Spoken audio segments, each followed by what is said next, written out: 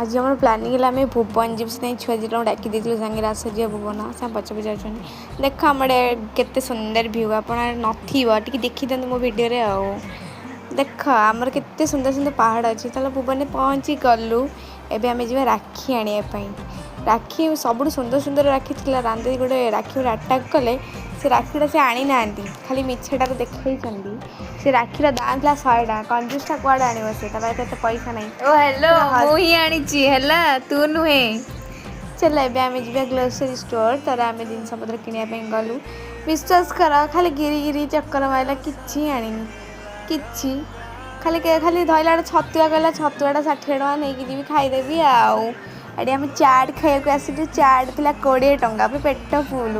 गरीब लोक पैसा मिछ तो बिल्कुल एवं आम आसलु सुना दुकान गोटे सुना मुझे 50,000 टका चलू